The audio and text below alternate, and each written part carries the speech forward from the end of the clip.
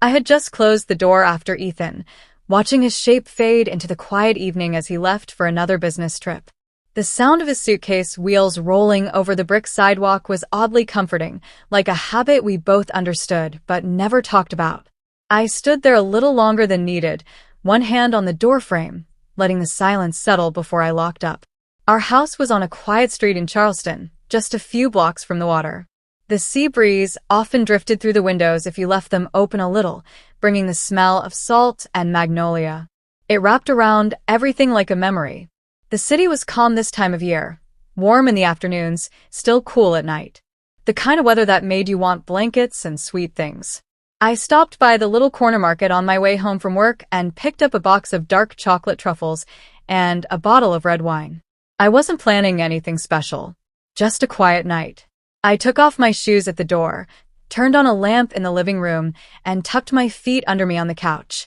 My favorite blanket, thick, soft, and a bit worn at the edges, was already there waiting. I hit play on the latest episode of a show I'd already seen many times. The soft blue and yellow glow from the screen filled the room. Nights like this had become my little comfort. When the house was just mine, the silence wasn't lonely. It was calm. From the outside, our marriage looked fine.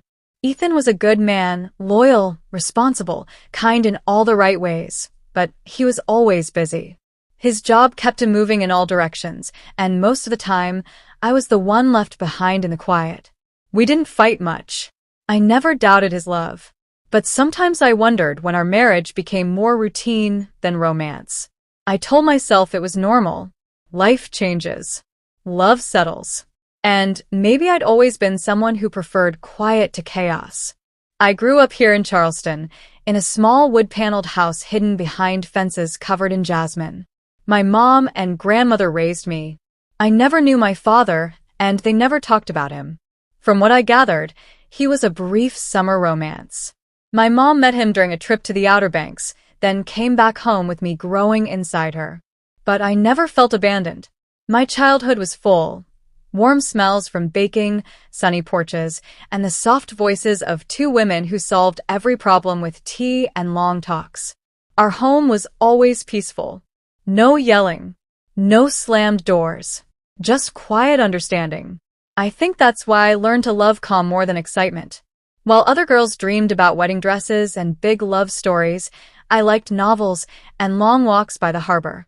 My mom used to say I had an old soul. Too wise for my age. Maybe she was right. I was always drawn to the things that made me feel safe. I liked predictability, routine, knowing where things belonged and why. That's probably why I said yes to Ethan. He wasn't flashy or dramatic, but he was steady. And for someone like me, that was enough. Or at least it used to be. I took another sip of wine and let the bitter taste sit on my tongue. I looked down the hallway where our wedding photo hung. I thought about Ethan's flight, where he might be now, maybe looking out the window at the clouds. I didn't know yet that the peace I had worked so hard to build was already beginning to shake. That the quiet night I had planned for myself would be the last night I saw our marriage the same way. My mom used to tell me she didn't want me to grow up lonely. She never said it bitterly, just with a kind of soft sadness in her voice, like she was warning me about something she couldn't fully explain. She'd be stirring soup or folding clothes and suddenly say, "You shouldn't spend your best years alone, baby. Life passes faster than you think." I'd laugh and roll my eyes, but I understood her. I was the reminder of her summer love that ended with her raising a child by herself. And even though she never made me feel like a burden, I think part of her always carried the weight of doing it alone. I loved my mom and grandmother more than anyone. They were strong, kind, and deeply loyal to each other. But they were also quiet women. They didn't live boldly or chase excitement. They found peace in being safe, in clean kitchens and soft slippers. And I think they hoped I would want something more, or something different. But I didn't. At least not back then. In high school, I never dated. I wasn't shy, and I wasn't invisible. I had friends, good grades, even a few boys who were interested. But nothing ever happened. I didn't care for the drama of high school love, the breakups in the hallway, the gossip whispered over lunch. While my friends dreamed about boys with guitars or Letterman jackets, I liked the computer science club and coding competitions. I liked logic, clear answers, and the feeling of things working how they were supposed to. Love, from the outside, always looked messy. Loud. Unpredictable. That kind of life never appealed to me. When it was time to choose a major, I picked information technology, without much thought. My mom encouraged it. Good field, steady job, lots of smart boys, she said with a wink. But I really did enjoy it. I liked building things from the ground up, watching systems come together step by step. It all made sense to me in a way people never quite did. I stayed close to home for college, commuting from our old house in West Ashley to a small campus downtown. It was simple and safe. Familiar. Then my grandmother passed away. It happened in my second year, sudden, without warning. A stroke in the middle of the night. She was gone before the ambulance even arrived. I remember how my mom collapsed when she got the call. It was the first time I'd ever seen her truly fall apart. She had kept our little world together with pure strength for years. And in that moment, it all broke. I kept going to class out of habit, helped with the funeral, acted like I was fine. But I wasn't. Her absence changed everything. The house felt heavier. My mom grew quieter. She spent most nights watching TV alone, often falling asleep in her chair with the remote still in her hand. I buried myself in school. I told myself I didn't have time for dating. It wasn't the right time. I needed to focus. That was partly true. But the real reason was deeper. I didn't know how to want closeness. It felt like something foreign, something I was never taught.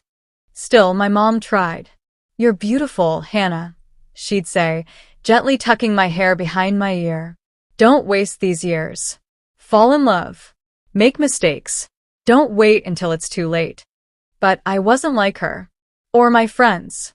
I didn't daydream about weddings or babies. I didn't feel like love was the missing piece. I liked solitude. I liked knowing where things were and why. Maybe I was just different. It wasn't until my first job that I started to think someone might see me as more than just the quiet girl at her desk. I remember my first day, clearly. The office was in an old cotton warehouse near the port.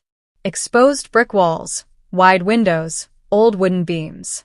It smelled like fresh coffee and printer paper. The energy was steady and focused. That's where things began to change. I met Jonathan Hayes on a Tuesday morning. I was walking down the hallway carrying a stack of invoices when I almost ran into him outside a meeting room. He stepped back, smiled, and held the door open. He wore a navy suit and had sharp blue eyes. Not cold, but focused like he really saw me. "You must be new here," he said. His voice was low and confident. "I don't think we've met." I would have remembered. I laughed, nervous. "Yeah, I've only been here a few weeks."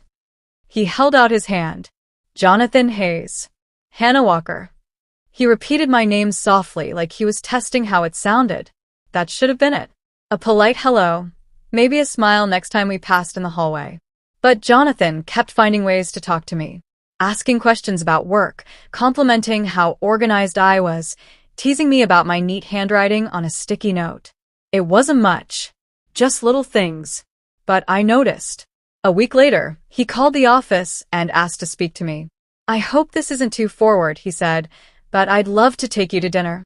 I was shocked. No one had ever asked me like that before. So sure, so confident, like he already knew I'd say yes. And I did. He picked me up that Friday outside the office, opened the car door like it was second nature.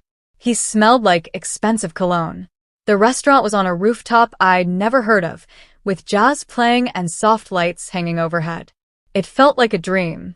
Like I was someone else entirely. He ordered for both of us, after asking a few questions to make it seem like he knew my tastes. "You'll love the seared scallops," he said. "They're the best in town." Trust me. And I did. He talked about work, his goals, all the places he'd traveled. He asked about my childhood, my dreams, my favorite books. When he looked at me, it was with full attention, like I was the only one in the room. I felt seen, admired, special.